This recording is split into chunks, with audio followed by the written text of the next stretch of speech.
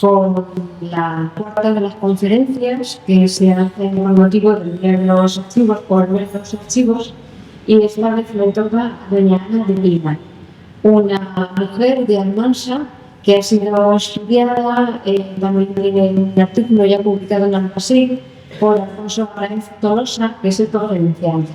Él es licenciado en Historia por la Universidad de Alicante, máster en profesorado de ESO y bachillerato. Está actualmente en su tesis doctoral, precisamente con el linaje Pina Tárraga.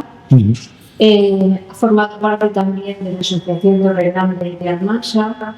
Él es experto en paleografía, porque bueno, domina mucho la paleografía.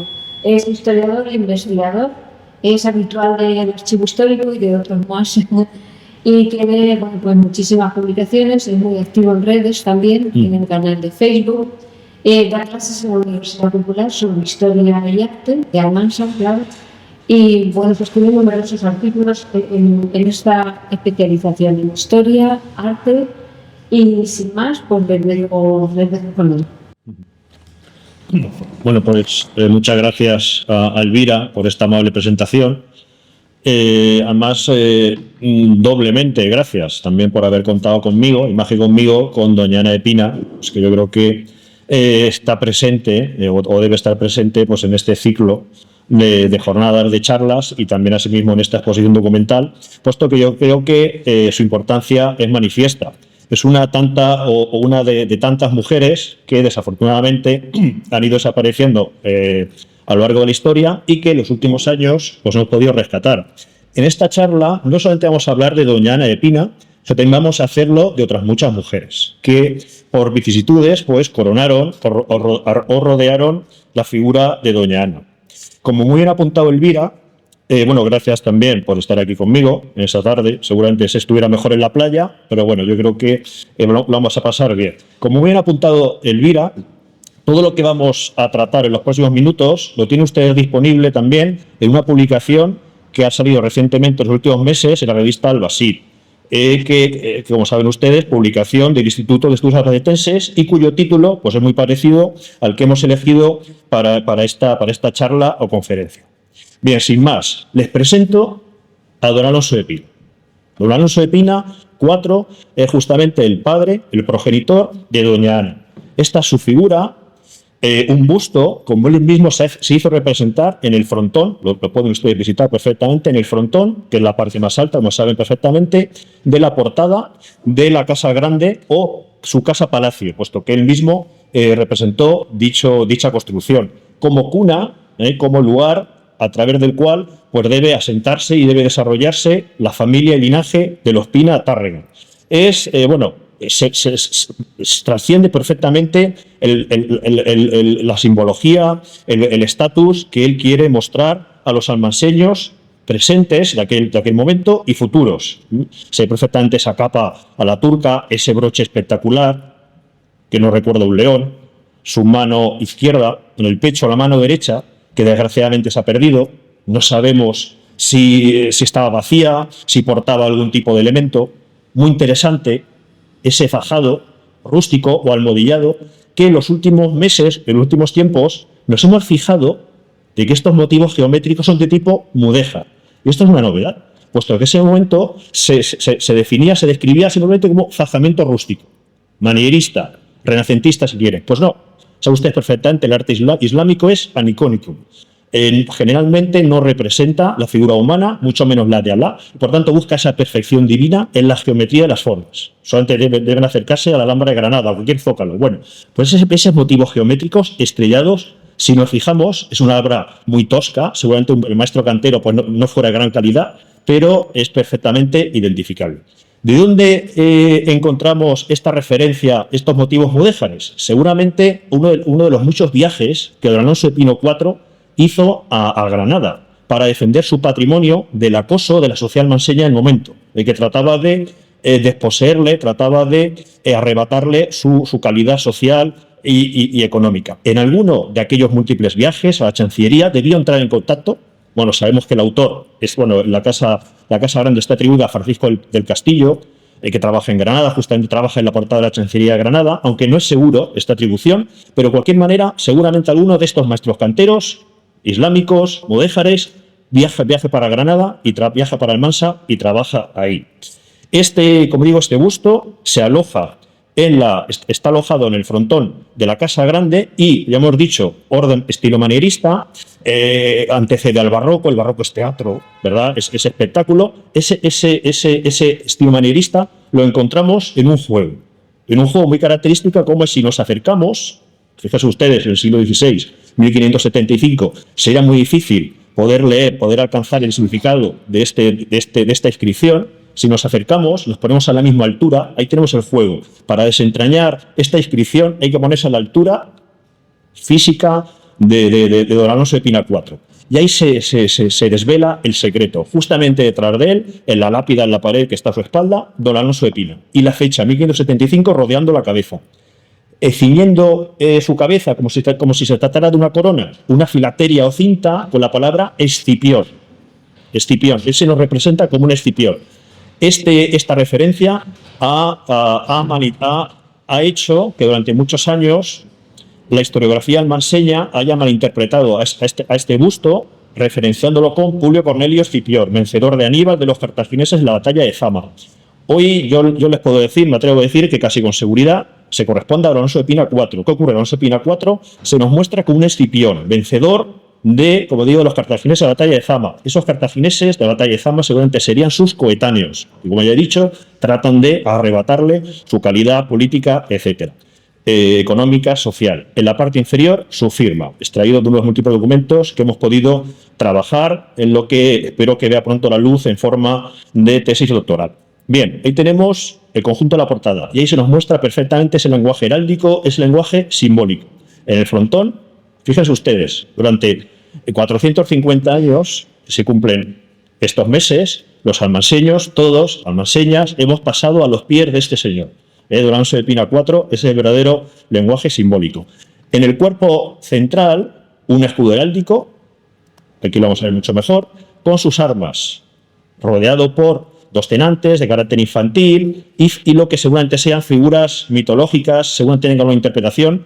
En breve es posible que en algún momento podamos identificar o dotar de dicha interpretación, pero lo que es más importante, esa posición centrada, más incluso encontramos un eje, desde la cúspide del frontón, el busto de Alonso de Pina IV, este tondo, que luego nos referiremos a él, pasando por el centro del escudo heráldico, con las armas de los antepasados, en teoría, de Alonso de Pina IV, y por supuesto de doña Ana. Ahí lo tenemos en un primer plano, donde predominan dos, los Pina, ahí lo tenemos, Tres Piñas, y los Tárraga, en el tercer cuartel, es decir, el cuartel derecho, a nuestra izquierda. Apenas esta tarraguilla sobre fondo dorado. Son los que predominan, puesto que el de los Tárraga estaba dotado en la parte superior, timbrado por este águila bicéfala que nos lleva también, por otra parte, a Carlos V, cuya esposa, doña Isabel de Portugal, pues tratará a Elvira en los próximos días. Aquí, como les digo, aquí encontramos el conjunto, ya podemos interpretar el conjunto.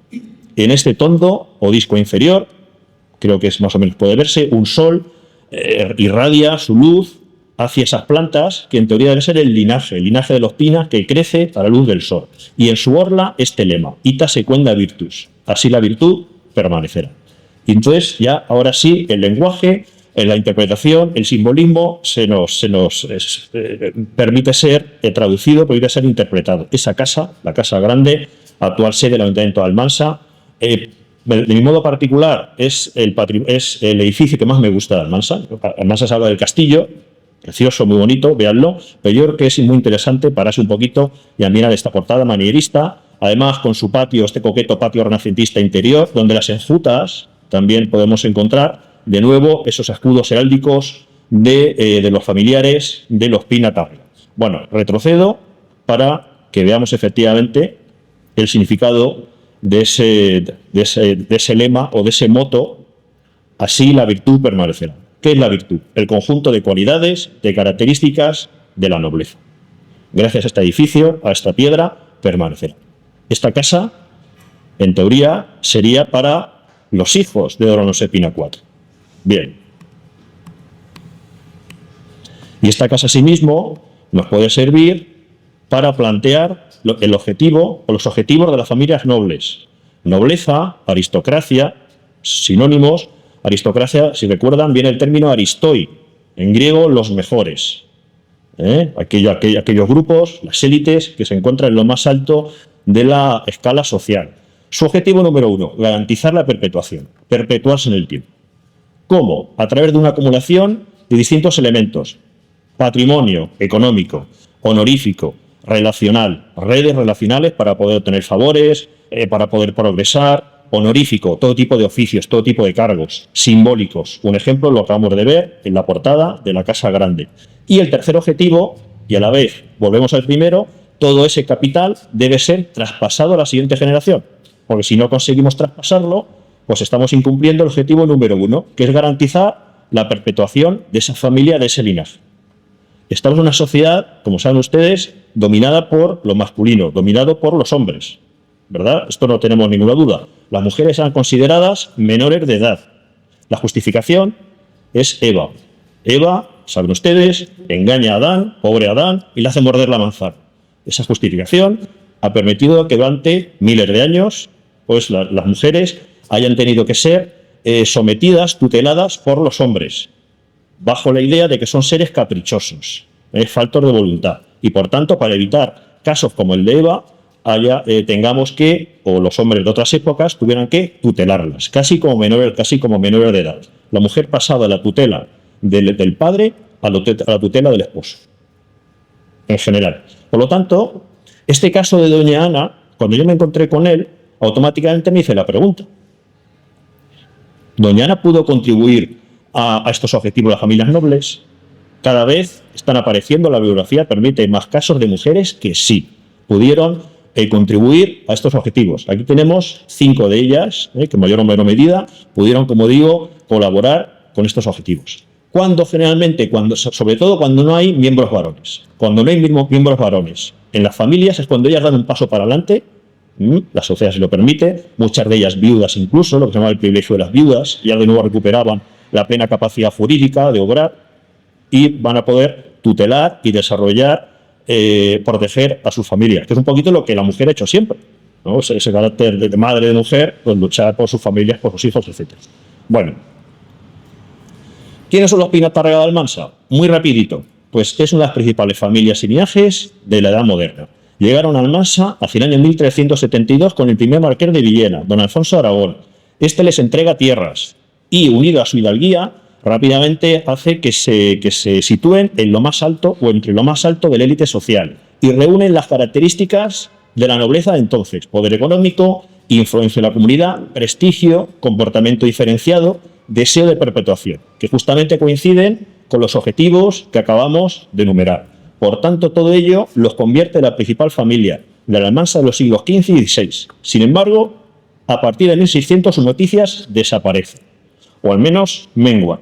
Y finalmente sabemos que se extingue el linaje en 1701, hacia 1700. Por tanto, aquí tenemos otro de los objetivos: averiguar de manera explícita la causa última de la extinción de este linaje de Almansa y, bueno, de la historia, por decirlo de una manera grandilocuente. Don Alonso de Pina I, fundador del mayorazgo que lleva su nombre, es la persona de esta familia linaje que sienta las bases económicas, relacionales que hemos comentado anteriormente, para que esta familia se convierta definitivamente en una de las principales. En el momento de su muerte en 1501 funda un mayorazgo. Por eso le hemos llamado don Alonso de Pina I, porque va a ser el primer propietario de dicho mayorazgo. Dicho mayorazgo puede clasificarse de agnación artificiosa. ¿Por qué? Porque no solamente permite heredero varón, pero también lo permite por línea femenina. Es decir, si yo no tengo hijos varones, podrá heredarlo mi sobrino, el hijo de mi hermano. ¿De acuerdo? Y asimismo establece en dicho mayorazgo una cláusula de armas y apellidos, que, como su nombre indica, establece que para poder convertirte en propietario del fantástico vínculo y mayorazgo de Alonso de Pina, dotado con una potencia económica tremenda que vamos a ver a continuación, pues tienes que llamarte Alonso de Pina. Por eso él le hemos dado a llamar Alonso de Pina I. Este señor, don Alonso de Pina I, era merino, hombre de confianza, encargado, para que nos entendamos, de don Juan Pacheco, el segundo marqués de Villena, que conocen todos ustedes. Ahí lo tienen, en una nota al margen, Merino Alonso de Pina. Y una de sus firmas, Alonso de Pina, alcalde. Fue, igual que sus antepasados, igual que sus descendientes, una de las más importantes figuras de la Almansa del momento. Bien, debido a esta cláusula de armas y apellidos, durante los siguientes años, en el siglo XVI, nos encontramos un follón, puesto que todos los propietarios de este mayorazgo se llamaban de la misma manera, don Alonso de Pina. Claro, es que este señor no tenía hijos varones.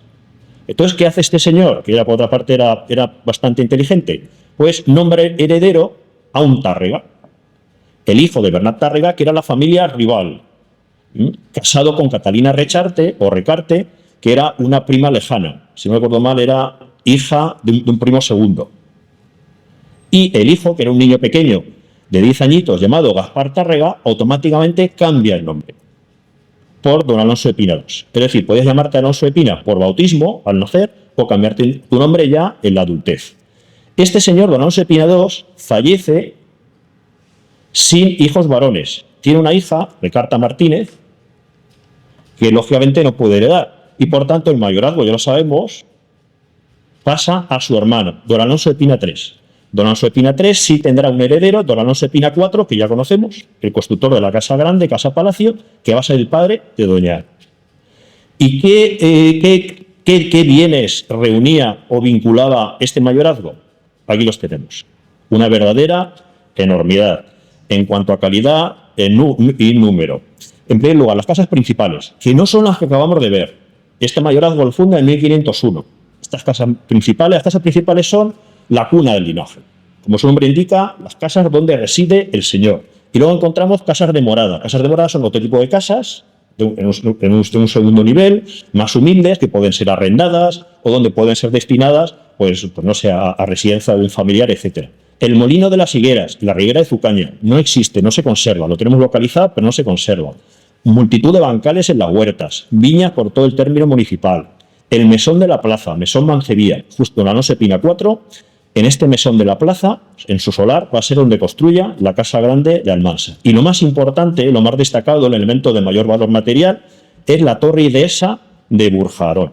Aquí lo tenemos, Burjarón, cuya raíz, Burj, islámica, torre, pues nos lleva a la época de dominio islámico, siglos XI, siglos XII aproximadamente. Y bueno, pues como aparece en el panel, y aquí tenemos también la pantalla, pues encontramos un plano de dicho homogeneamiento del siglo XVIII. Este es el elemento de mayor nivel patrimonial.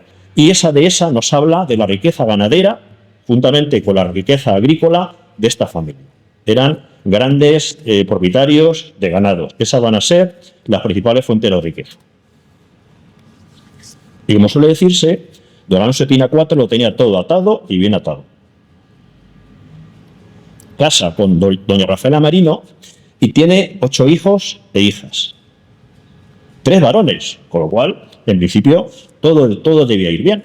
El mayor, llamado de la cuna, don Alonso de Pina, el mozo, para diferenciarlo del padre, el mozo.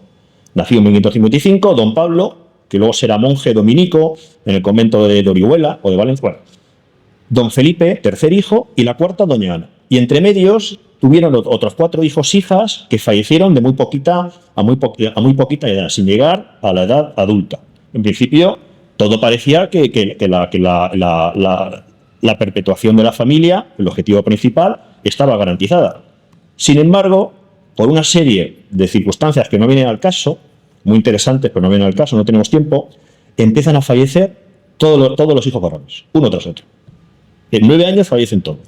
Don Pablo, el primero, que es el hijo segundo, el monje fraile dominico, 1581, el mayor, don Alonso el Mozo, no sabemos con seguridad, pero hacia 1589, circa 1589, y justamente después, don Felipe, en 1590.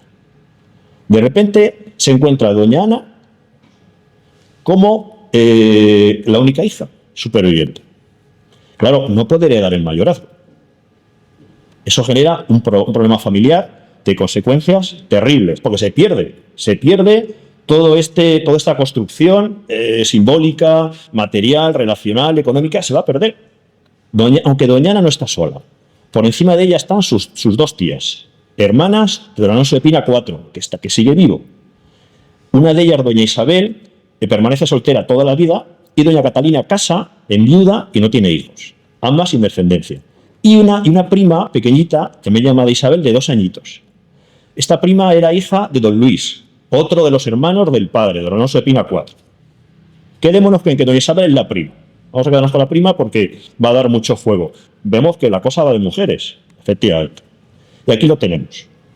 ¿Cuál es el problema? Pues que este es el árbol que hemos visto antes ampliado. Ricarda Martínez, la hija que no pudo heredar el mayorazgo por ser mujer, tiene un hijo llamado don Enrique Tallada. Ahora la que no puede heredar el mayorazgo es doña Ana de Pina. Por lo tanto, el heredero va a ser don Enrique Tallada, del mayorazgo, con todos esos componentes que acabamos de conocer. ¿Y qué hacemos? ¿Se les ocurre a ustedes una solución para intentar arreglar este embrollo? ¿Qué hacemos? Porque doña Ana de Pina tiene 16 añitos. ¿Qué hacemos? Muy bien, vamos a casarla, claro. Si la casamos, ya tiene un hijo varón. Luego que vengan los hijos varones. Porque si siguen teniendo niñas, tenemos el mismo lío. ¿No? La casamos, vamos a buscar un buen partido. Venga, a ver si lo encontramos. Pues efectivamente, fíjense, es junio de 1591. Meses, no sé la fecha exacta en que fallece el último de los hijos varones, pero debe ser antes de junio. En muy poco tiempo encuentra un partido. Muy buen partido. Don Miguel Ribelles de Valter, varón de Torres Torres, una población pequeñita de Valenciana en el límite con Castellón. En la actualidad, existe dicha población y Castelmontano. Este señor era viudo y tenía una hija de corta edad. Estaban en las mismas. Necesitaba un hijo varón para que ese hijo varón heredase su propio señorío, baronía de Torres Torres. Si nace un hijo varón, automáticamente heredaría ambos mayorazgos, el mayorazgo de los Pina y la baronía de Torres Torres. Y don Alonso de Pina IV, el padre, echa el resto, como suele decirse. Y la dota con 8.000 libras valencianas, 80.300 reales. Esta cifra que nos parecería, no podemos compararla, pues en su momento Carmen Hernández, por las circunstancias no era el caso, pero ella me sugirió comparar con otras dotes del marquesado de la época. Y efectivamente, las dotes medias, esto no lo desarrolló, viene de bibliografía, pues Molina Puche, creo que lo sitúa, sí. Pues establece que la dote media, el Almansa de época moderna, era de 27.500 reales. Don Alonso Pina IV pone 80.000 encima de la mesa. A ver quién no se casa. A ver quién no se casa. Es más chulo que nadie. Es que la dote media en todo el marquesado es de 33.000 reales. Le encuentra un partidazo. Y las capitulaciones matrimoniales establecen que don Miguel debe residir en Almansa al menos 6 meses tras la boda. ¿Para qué? Para engendrar al hijo varón. Y efectivamente, parece que están los 6 primeros meses pues trabajando mucho y bien en el tálamo nupcial. Sin embargo, nunca van a tener hijos. Hacemos spoiler, esta pareja, lamentablemente para todos ellos, nunca va a tener hijos. Debido a la falta de descendencia, en 1598, como algún día nos pasará a todos, ¿verdad? Don Alonso de Pina IV está a las puertas de la muerte, ya no habla, está sin habla, y por gestos, así lo dice en el testamento, en último momento, establece su vínculo en mayorazgo con los bienes privativos. ¿Por qué? Claro, su hija doña Ana no puede heredar el vínculo en mayorazgo de los Pina, no puede heredar. Pero su calidad social, cabe la posibilidad de que tenga algún día un hijo varón, el padre debe dotarla, como haría cualquier padre, debe asegurar que pueda tener una vida acorde a su calidad social y además debe tener las cualidades materiales suficientes como líder del linaje de los Pina. Y esto lo va a hacer con sus bienes privativos. En este momento, a lo mejor conviene explicar lo que es un mayorazgo. ¿Recordéis lo que es un mayorazgo? Una forma de reparto que vincula todos los bienes, o la mayoría de los bienes, y se los da a un solo hijo. Generalmente el primogenitor. Es una especie de hucha. Tú puedes meter, con el paso de los tiempos, los sucesivos propietarios pueden meter en el vínculo, pero sacar es muy difícil. Es muy difícil. ¿Por qué? Para garantizar la fuerza material, relacional, etcétera, del linaje y familia. ¿De acuerdo? Muy sencillo. El marqués de Villena tiene 10 castillos.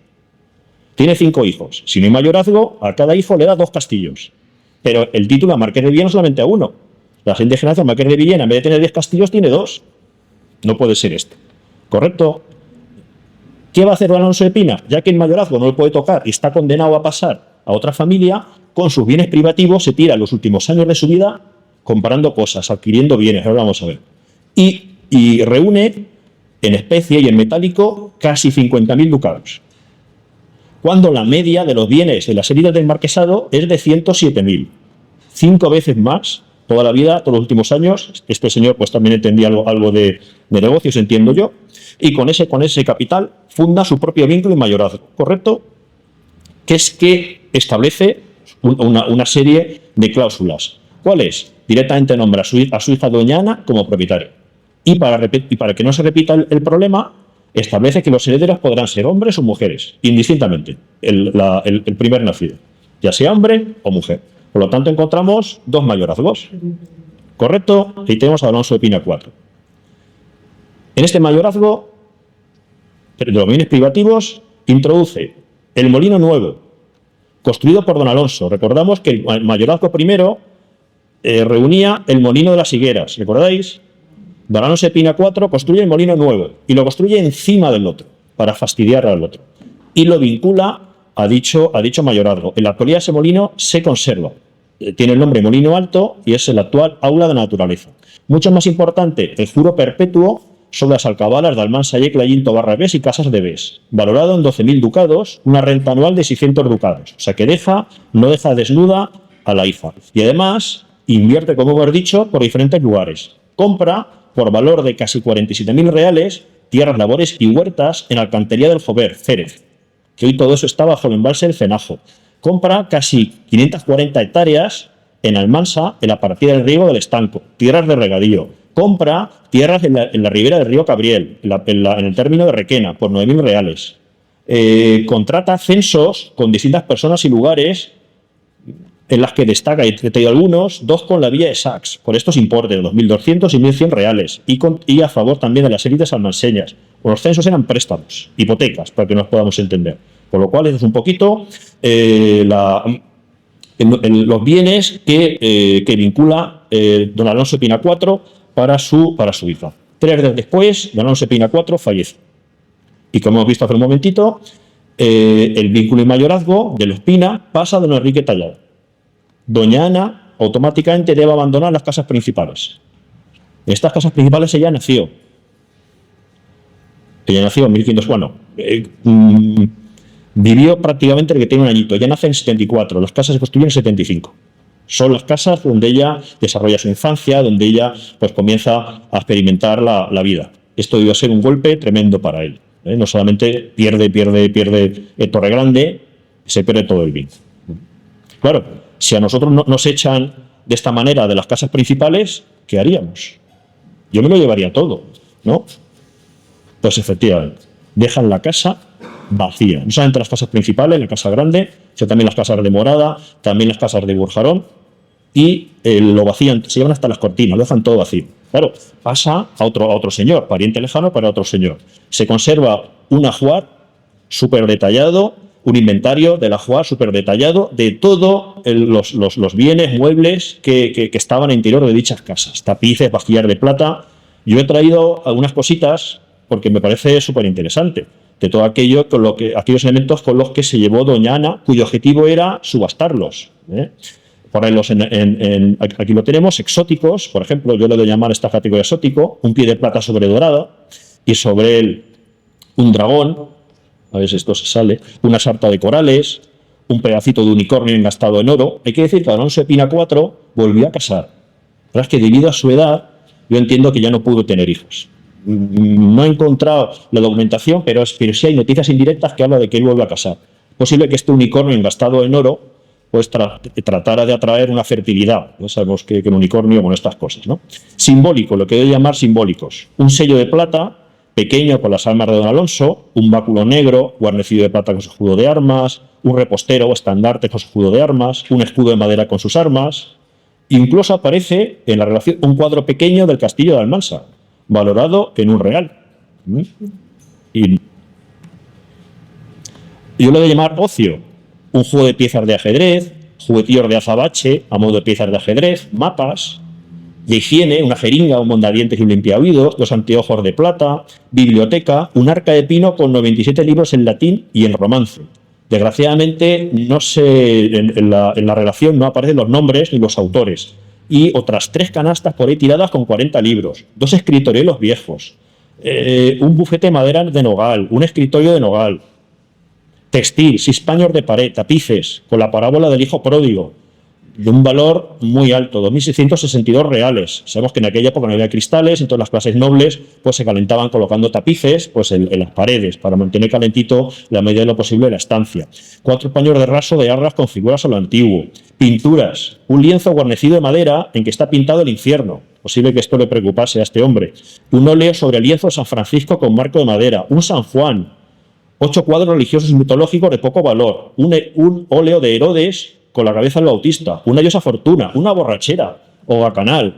Queda claro su formación renacentista y de la época. Incluso su padre llegó a tener una esclava, bueno, que nos liamos y vamos mal de tiempo. Religiosos, imágenes Santa Úrsula y San Cosme, tablas, no óleos, tablas de Cristo crucificado, de una concepción, una anunciación, armas, una alabarda vieja, 2 escopetas viejas cortas, una espada corta vieja, un lanzón viejo que por lo visto va relacionado con los guardianes de viñas. Era el arma que a los guardianes de viñas, el miedo guarda la viña, pero también un lanzón viejo. Y lo que iban a llamar producción, un telarillo, 2 de banadera, 6 hierros para arar ganada, incluso sillas de montar sin estribos y una silla a la jineta para mujeres. Es posible que esta silla la utilizase doña Ana. Todo ello valorado unos 4.000 ducados, que serían puestos en almoneda, es decir, se subastarían para sumar a los 50.000 ducados del malgrado. Bueno, no está mal la cosa, ¿no? Problema, que aparece la tía, doña Catalina. Claro, han pasado 9 años. En 1598-99, doña Ana lleva ya 9 años casada y no aparecen los hijos. ¿Recuerdan ustedes la prima? Doña Isabel ya tenía 9 añitos. Está dentro de nada de edad casadera. Y la tía, como buena tía, vigila y dice, oye, hay que dotar a la niña, hay que encontrarle un buen partido. Y entonces pleitea por los bienes privativos que en su totalidad forman el nuevo mayorazgo. Pleitea. Es la hermana. Es posible que esos bienes privativos vengan también incluso de los padres de ambos, de Alonso IV y de doña Catalina. El objetivo, ya lo hemos dicho, dotar en un futuro a doña Isabel, encontrarle un buen partido. Porque puede ser que el niño varón venga de doña Isabel, ¿no? No tiene por qué venir de doña Ana, sino de doña Isabel. Y 2 años después acuerdan un reparto. Pagan las deudas pendientes que se habían generado y doña Ana se queda con 270.000 reales y la tía doña Catalina 160.000. Estos 270.000 reales van a ser finalmente la valoración del mayorazgo de doña Ana. Sin hijos, sin nada que hacer en Almansa, encomiendan la gestión de su hacienda a un apoderado y el matrimonio, doña Ana y don Miguel, Valterra, recuerdan, se van a Valencia, la baronía de Torres Torres. La casa solariega no existe en la actualidad. Esto es una acuarela del año 87 de un autor local que representa lo que debió de ser la casa solariega. Aquí yo intuyo una torre, el cuerpo central de la casa, una especie, sí, lo que se ve en sillería, una puerta noble con ese arco de sillería, etcétera. Y también nos dicen las fuentes que vivían temporadas en Valencia, en la Plaza Predicadores y Plaza de Tetuán. Aquí tenemos el espacio cultural de la Fundación de Bancaja. Seguramente que han estado todos ustedes por allí. Aquí a la izquierda encontramos el convento de los dominicos. Pues entre esos 2 lugares ambos se pasaban aquellos años. La baronía de Torres Torres, la mayoría de sus vasallos, la mayoría de los habitantes eran de origen morisco. Y en 1609, como saben ustedes, pues la península ibérica, los reinos de Castilla, Aragón, etcétera, pues tuvieron la mala decisión, tiene lugar la expulsión de los moriscos. Los moriscos se les da un tiempo, como saben ustedes, para vender sus propiedades, sus tierras, sus casas, etcétera, y partieron. Pues don Miguel se enriquece enormemente con las tierras e inmuebles que él compra a muy bajo precio, para algo son sus vasallos, como es lógico, o sus habitantes de su señorío, que van a ser expulsados. prácticamente queda despoblada la baronía de Torres Torres, pero este señor, su bolsillo queda relleno. 8 años después, don Miguel fallece. Como no, sigue sin descendencia. Recordamos, no tienen hijos y por tanto el señorío, ella tiene una niña, no puede heredar y pasa a su hermano, don Juan de Valterra. Doña Ana hace las maletas y se vuelve a casa. Antes se exige la devolución de la dote, aquellos 8.000, recordamos, 7.300 ducados castellanos, puesto que la dote funcionaba como garantía para la mujer. La dote además se conservan inventarios de dote maravillosos, valorados. En el caso de que fuera necesario, pues tú, pues solicitabas la devolución de la dote porque era tu garantía para volver a casar. El estado ideal de la mujer era casada. Y para tener un buen matrimonio es necesario una dote. Si no tienes dote, no te casabas, Podía haber un hermano que te ayudara, etc. Y asimismo exige una pensión de alimentos por viudez. Y se nos vuelve al Almansa. Sabemos, en uno de los legajos de los protocolos aquí del Archivo Histórico de Albacete, que un poquito antes de la muerte de su esposo, ya encarga, ese documento lo tienen ustedes allí en aquella vitrina, encarga 2 puertas y un bastidor para una sala de las casas de doña Ana. Con lo cual, nos habla de que ella ya estaba pensando en retorno a Almansa, seguramente por la enfermedad de su esposo.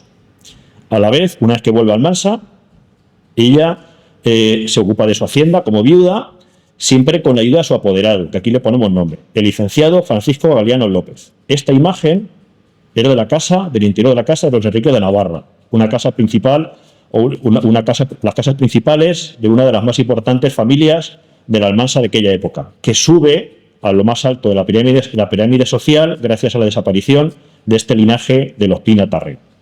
En febrero del 18 fallece su tía doña Catalina y casi todos sus bienes, como intuíamos, los cede a la prima doña Isabel, que por entonces tenía 29 años. Estaba viuda, había enviudado y no tenía hijos.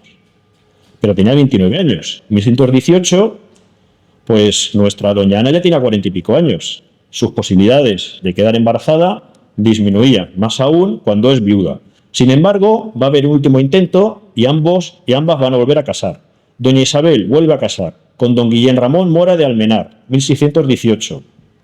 De nuevo, un gran partido, señor de la Torre y Castilla de Mora, profesor de la Universidad de Lleida y Valencia, diputado de la ciudad y reino de Valencia. En su labor del derecho, aquí lo tenemos, la portada, escribe una recopilación de los fueros de Valencia. Esos fueros que, como saben ustedes, van a perder los valencianos tras la batalla de Almansa. Pues casualidades, pues don Guillén Ramón escribe una relación de todos ellos. Y este matrimonio sí tiene por fin el ansiado varón. El otro es la parte inferior, que justamente le llaman Alonso de Pina. Sin embargo, desgraciadamente va a fallecer a los 2-3 añitos. Eso sí, tienen 3 niñas. Bueno, esto va de mujeres, Esto va de mujeres. Doña Ana, la protagonista, va a casar con don Juan de Verastegui, segundo hijo de los Verastegui de Alpera. No sé si hay alguien por aquí de Alpera, de aquella zona.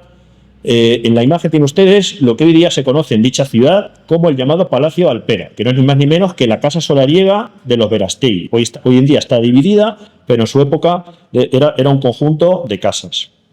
Este don Pedro Verastegui era bastante más joven, 29 años, lo cual le hacía un buen candidato para dejar embarazada a doña Ana, y era ese mismo, ya hemos dicho, segundo hijo de don Pedro Verastegui, señor de Alpera. Problema, que doña Ana, pues la vida, la experiencia la ha hecho evolucionar. Hasta este momento, si nos damos cuenta, ha hecho lo que los hombres han querido con ella. Ha hecho lo que quiso su padre y lo que quiso su esposo, su primer esposo. Sin embargo, en este momento se planta. Y surge su liderazgo. Se convierte en líder de su familia. Y exige, lo tenemos en el párrafo inferior, la administración de sus bienes privativos. Una mujer al casar, perdía esa capacidad jurídica que hemos dicho antes, y para poder obrar, vender, arrendar, alquilar, etcétera, pues debía contar con el poder, con la autorización del esposo. Doña Ana exige conservar la administración de todos sus bienes privativos, presentes y futuros, pensando en el conjunto de la familia. Claro, don Juan de Verastegui, pues no está muy de acuerdo con esto, porque él quería, pues, apropiarse de todo. Aquí tenemos la portada o una de las hojas de dichas capitulaciones matrimoniales, también están en la vitrina, si no recuerdo mal, no lo puedo ampliar, pero en el margen se ve perfectamente molino, casas, etcétera. Porque eso es lo que va a consistir la dote. Va a ser una dote en especie, que no es metálico. El molino harinero Bezuc. Ah, mira, aquí lo tenemos. Se ha cargado. ¿No se lo puedo ampliar? Efectivamente. Aquí al margen se ve muy bien. Molino, casas, muebles y ajuar. Y de paso me viene bien para verlo ahora. Que vamos ya un poquito. Bien. Molino, casas, muebles y ajuar. Esto es los elementos que van a constituir la dote. Y valorada, como digo, en 8.000 ducados. ¿Cuándo se celebra la concordia en torno a las capitulaciones matrimoniales? Pues una hora intempestiva. Como nos dice el documento de dichas capitulaciones, a la 1 hora de la mañana, en las casas de doña Ana, pues tiene lugar dicho acuerdo. Señal de del convencimiento de doña Ana en la defensa de su hacienda y de sus derechos. Para ello contó con su apoderado. ¿Cuál es el acuerdo? Pues fíjense ustedes, un poco un lío. Concede poderes a don Juan, ella mantiene la capacidad de obrar, pero contiene poderes a don Juan para administrar y cobrar las rentas de los bienes. La mayoría fuera del término, ya lo hemos visto. Juradas acabadas, tierra Férez y Requena, etcétera. Es decir, don Juan tiene poderes para poder cobrar las rentas de todos estos bienes. Y a su vez, ella recibe poderes del esposo para administrar los bienes de la dote, que como ya hemos dicho es el molino, las casas de morada donde ellos viven. O sea, fíjense las vueltas. Para poder ella administrar su casa donde vive, tiene que recibir un poder del esposo. Así eran las cosas. Y aquí tenemos el acta matrimonial de la pareja. Casan el día siguiente, 5 de julio de 1618. Seguramente don Juan estaba deseando levantarse por la mañana, casarse y salir corriendo para Alpera, que estaría muy ocupado. Esto es un matrimonio de conveniencia. Bueno, todos lo eran, ¿de acuerdo? Hay una frase, en esta época suele decirse que el amor era cosa de pobres. No sé si me permite la broma. Se entiende perfectamente, ¿verdad? Entonces, pues don Juan estaba, sobre todo, más interesado en la dotación material que en convivir con su esposa. Debería reunirse con ella porque si por un casual tienen un hijo, la señora ya tenía 18 y 26 y 20, 44 años, y por un casual concibe un hijo varón, pues fíjense ustedes, la importante inyección económica que supondría para el linaje de los Verástegui. Aunque aunque el niño tenía que llamarse don Alonso de Pina, incluso para poder optar a la herencia del mayorazgo principal. Bien, pues don Juan se nos va para Alpera y la vida sigue. De vez en cuando se encuentran, entiendo que tienen relaciones, etcétera. Doña Ana, pues vive de acuerdo a su escala social, y tenemos localizado, que también aparece ahí en la vitrina, un contrato con la menor Ana Martínez, criada por 2 años y 100 reales al año. Y en él pues se establecen las cláusulas. Doña Ana le ha de dar de comer y beber, cama en que duerma, vida honesta y razonable, y no le hará obras porque se vaya. Pero si se fuere sin causa, pierda lo servido y vuelva a servicio de nuevo. La cosa, como digo, va de mujeres. Y aquí encontramos pues un poquito los dos márgenes de la escala social, ¿no? Lo más alto es esas hidalgas, propietarias y poseedoras de todo tipo de bienes, y las clases más humildes. Los grupos más humildes, como está Ana Martínez criada, menor de edad. Pues podía tener perfectamente 8 añitos que tener 16. Se conservan cartas de criadas con 3 añitos, 4 añitos. Terrible, ¿eh? Fíjense ustedes, con 3, 4 añitos que la meten en una casa allí. Favor y suerte y alguna señora se apiada de ti y te echa una mano. O no. Terrible, terrible. Bueno, enero de 1628, los vecinos de Alpera, una época de malas cosechas, falta de lluvias, los vecinos de Alpera cortan la acequia. La acequia de Alpera había sido construida, autorizada por don Juan Manuel en el año 1338, en un concierto entre Chinchilla y Almansa. Por entonces Alpera dependía de Chinchilla. Esa acequia regaba los campos de Alpera y después los campos de Almansa, y era básico pues para el desarrollo agrícola. Dicho año, corto de lluvia, los vecinos de Alpera cortan la acequia. Esto es algo que pasaba de vez en cuando. Cada 20-30 años, almanseños y alperinos pleiteaban por el agua. Por eso tengo anotado un nuevo pleito. Qué casualidad que pocos meses después los almanseños, el concejo, eligen alcalde ordinario del Estado Noble a don Juan de Verástegui, seguramente para que él pudiera conversar con su hermano que gobernaba Alpera, y llegar a un acuerdo para facilitar la llegada del agua a Almansa y los campos de Almansa. El matrimonio sigue sin descendencia. Doña Ana nunca va a tener hijos. Y los años van pasando. Tres meses después, don Pedro de Verastegui, señor de Alpera, el hermano de don Juan, cae enfermo. No tiene hijos varones. De nuevo, estamos constantemente en lo mismo. Y don Juan coge la maletica y se nos va a Alpera. Bueno, sé que estaba ahí ya, seguramente. Deja de venir a Almansa. No volverá nunca más. Seguramente él vería en este momento pues una solución, una salvación a esa convivencia, a esa obligación de relación con una señora mucho mayor que él, 1628, 28 y 26, pues estamos hablando de 54 años ya, y la que con toda seguridad pues nunca iba a dejar embarazada. Para él seguramente sería pues un desahogo, ¿no? Salir de una situación con lo cual pues no estaba muy gustoso. Hay que decir que se lleva los poderes. Se lleva el poder, claro, se lleva el poder de su esposa para poder cobrar las rentas, y se lleva a sí mismo el poder para que su esposa pueda gobernar el molino y la casa. Por lo tanto, lo primero que hace doña Ana en 1631 es, muy poco después, 3 años después, intentar derogar el poder de don Juan y recuperar la jurisdicción sobre sus bienes dotales. Recurre al alcalde ordinario de Almansa y este le dice que de acuerdo, pero que deberá entregar 8.000 ducados en metálico, que es el valor, si recuerdan ustedes, de la dote. Don Juan no acepta el dinero. Claro, yo tampoco lo aceptaría. ¿No? Bueno, no lo sé. No lo sé. Según don Juan se enroca y se envía a Alpera a un escribano, el manseño Francisco Ochoa, una ejecutoria para obligar a don Juan a cobrar dichos 8.000 ducados y para firmar la escritura que revoca el poder. Don Juan entra en la ira y encierra al escribano en la cárcel de Alpera, pese a los 63 años que tenía este señor, y ahí lo deja 3 días, hasta que tiene que venir un amigo suyo de Almansa, comisario del Santo Oficio, con la Inquisición hemos topado, para que consiga su liberación. Si no, pues este señor ahí debía seguir. De hecho, justamente este pleito va a acabar gracias a la Inquisición. Antes les he traído una anécdota para que vean cómo estaban las cosas. Una noche don Juan y su madre, Leo, duermen en las casas de Pedro Hernández Jaén, en la Corredera de Almansa. A la mañana no pernocta en las casas de morada de doña Ana, de su todavía esposa, porque siguen casados, sino que lo hace en las casas de un amigo, alejándose completamente de las casas de su esposa. Al día siguiente, los vecinos le recriminan su mal comportamiento, y don Juan le responde, con toda la seriedad del mundo, que cobraba dichos derechos gracias al poder que ella le había concedido, y que lo haría mientras viviese como esposo legítimo que era. Así estaban las cosas. Incluso añadió que nunca más volvería a verla, porque el día que vea la dicha doña Ana a su mujer, no solo le causa tristeza, antes pesadumbre y desconsuelo.